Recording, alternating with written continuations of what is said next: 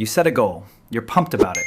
You tell yourself, this time is different. This time I'm actually going to do it. Then something weird happens. Your brain literally sabotages you. And the crazy part, you know you're doing it, but you can't stop. So today, we're going to explain why your brain is your own worst enemy and what's actually happening in your head. Let me paint a picture you probably recognize. You're lying in bed. It's Sunday night. You've made a decision. You're going to go to the gym 5 times this week. You're going to finally finish that project. You're going to stop eating junk food. You're going to learn that new skill. You're going to actually stick to a routine. You're 100% committed. You can feel it this time. Monday comes. You crush it. 2 days of motivation. You're on fire. But then Wednesday hits. Something shifts. Your motivation evaporates. Suddenly going to the gym feels impossible. The project feels boring. That goal that felt so important on Sunday, now it feels pointless. So you quit.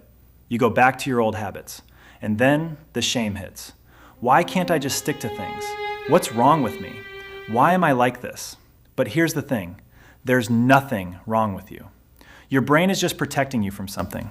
To understand self-sabotage, we need to go deep into your brain. Specifically, 2 things: fear and safety. Your brain's primary job isn't to make you successful. It's to keep you alive and safe. This is left over from our caveman days. Back then, staying in the same cave, doing the same safe thing kept you alive. Trying something new? That could get you eaten by a tiger. So your brain developed an alarm system. Let's call it the threat detection system. Fast forward to today, you're not running from tigers anymore, but your brain still runs the same program. When you're about to do something new, something that could change your life, your threat detection system lights up. And here's the thing. It's not detecting actual danger. It's detecting change. Here's what happens. You set a goal. Your brain sees it as leaving safety. It doesn't matter if it's a good goal. It doesn't matter if it will make you happier. All your brain cares about is this. This is different from what I know. Different equals risky. So it sabotages you. Not on purpose, not to be mean, but to protect you from the perceived danger of change. Think about it. The gym is new. Your schedule is different. Your identity shifts from person who doesn't work out to person who goes to the gym. That's scary to your brain. But there's a second reason your brain sabotages you, and this one is even weirder. It's called identity conflict. Here's the thing. You don't have one identity.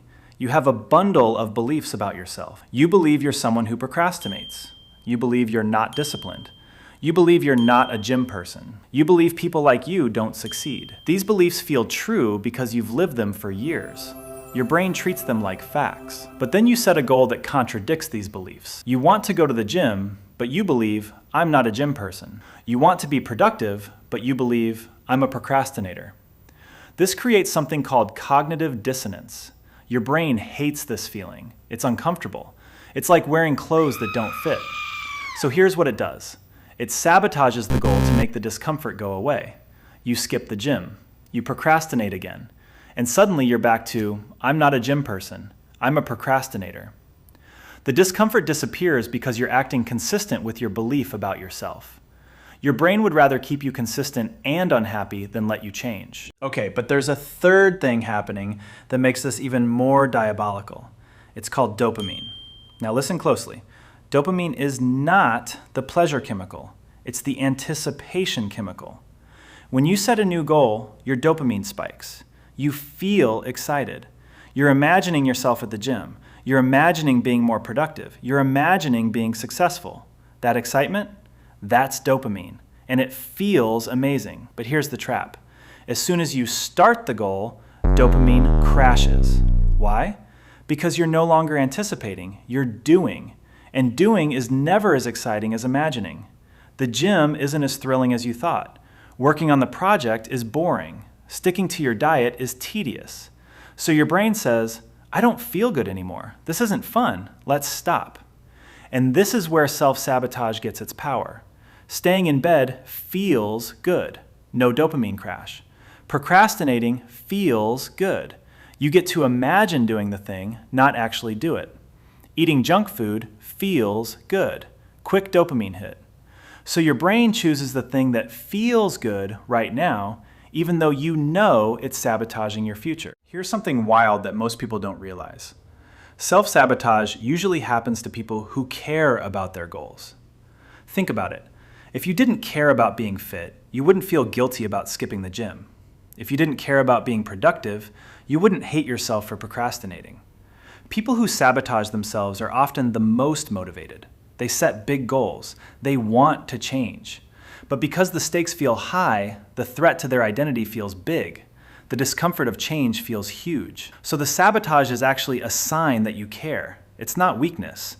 It's your brain being overprotective because it thinks something important is on the line. That's actually kind of, well, it's messed up. But it's a sign you're not broken. You're just human. So now you know why you sabotage yourself. Your brain is afraid of change. Your identity is fighting for consistency. Your dopamine is chasing the feeling, not the finish line. Understanding this doesn't magically fix it, but it's the first step. Because once you know what's happening, you can work with your brain instead of fighting it. So if this explains some of your own sabotage, comment below. Tell me what goal you've been sabotaging. I want to know. And if you know someone who sabotages themselves, send this to them. They probably need to hear this. Thanks for watching and subscribe, and I'll see you next week with another weird explanation of why your brain is basically working against you.